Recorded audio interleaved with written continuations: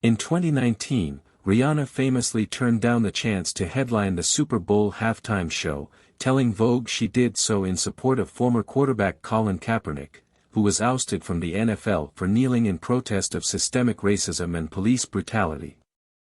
"I just couldn't be a sellout," the pop star said at the time. "I couldn't be an enabler." Now, the singer-turned-beauty billionaire is set to take the stage as the Apple Music halftime act for Super Bowl 57 in front of an estimated 190 million viewers on Sunday. "I felt like it was now or never for me," Rihanna said in an interview a few months ago. "The Super Bowl is one of the biggest stages in the world. It's an entertainer's dream to be on a stage like that." The performance marks Rihanna's return to music after nearly 6 years away. In October, she released her first single since 2017, "Lift Me Up," from Black Panther, Wakanda Forever, which earned her an Oscar nomination for Best Original Song. Not that the 34-year-old singer has been slacking off during her hiatus from music. In addition to giving birth to her first child in May, the 34-year-old has built Fenty Beauty, launched 6 years ago with luxury goods giant LVMH, into one of the most inclusive and successful cosmetics brands in the industry, worth an estimated $2.8 billion. In 2018, she also launched the lingerie brand Savage x Fenty, which was weighing a $3 billion IPO, following a $125 million funding round last year.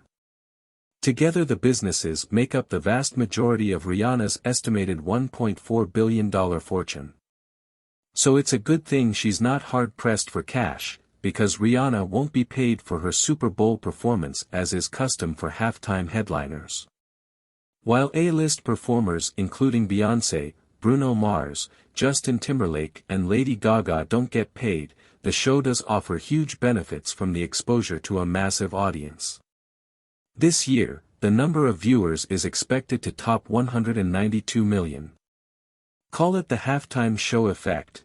When Lady Gaga took the stage in 2017, her album and song sales, for example, increased 1,000%, Billboard reported, and Jennifer Lopez gained 2.3 million new followers across social media after she and Shakira headlined in 2020.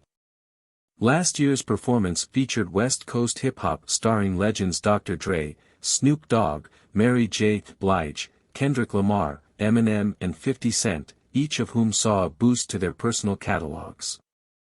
In the week after the Super Bowl, Dr. Dre saw a 183% increase in album sales and a 105% bump in on-demand streams, according to data from Luminate. Blige's album sales jumped 999% during that time, and Snoop Dogg's rose 361%, Luminate said. And the production itself continued to earn accolades long after the big game ended. It was nominated for 5 Emmy Awards and won 3, including the trophy for Best Live Variety Special, the first time ever a Super Bowl halftime show had won that honor. For Rihanna, who already has nearly 250 million followers on Twitter and Instagram, the Super Bowl performance is her chance to return to her music roots and reconnect with her audience after years away from the stage. She did appear in her partner A$AP Rocky's May 2022 music video. It's also yet another collaboration with Jay-Z, whose Roc Nation entered into a long-term partnership with the NFL in 2019 as its live music entertainment strategists. And like Super Bowl commercials, halftime shows don't come cheap, productions can cost north of $10 million. For the Weeknd's 2021 halftime show, he spent $7 million of his own money to make sure it fit his vision, and a source close to Dr. Dre told Forbes that the rapper and producer also spent around $7 million on his show last year. Much as the previous longtime sponsor, Pepsi, had done in the past, the NFL and Apple Music are expected to foot the bill for Rihanna's performance, an NFL spokesperson confirmed to Forbes.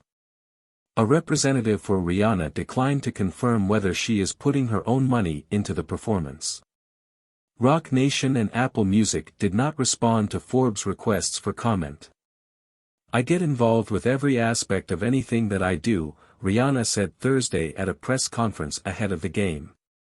Whether it's the Super Bowl, whether it's a makeup product, whether it's Savage lingerie, I want to see the copy on the website. I want to name every lipstick that I make, the CEO said. If it flops or it flies, my name has to stand by that. Of course, Fenty Beauty and Savage x Fenty are also likely to score big from Sunday's spectacle. The performance comes days before Valentine's Day, historically busy time for the lingerie industry. Both brands have launched limited edition game day lines, featuring football-themed sweats, shirts reading, Rihanna concert interrupted by a football game, weird but whatever, lipsticks and even a ball-shaped makeup sponge. The Fenty highlighter is definitely helping today, Rihanna joked at the press conference, taking a break from rehearsals. Because I have yet to sleep. But the true focus of Sunday's show is Rihanna's music. This show is gonna be a celebration of my catalog, the best way we can put it together, she said ahead of the performance. You're trying to cram 17 years of work into 13 minutes. It could be a sign of what's to come next.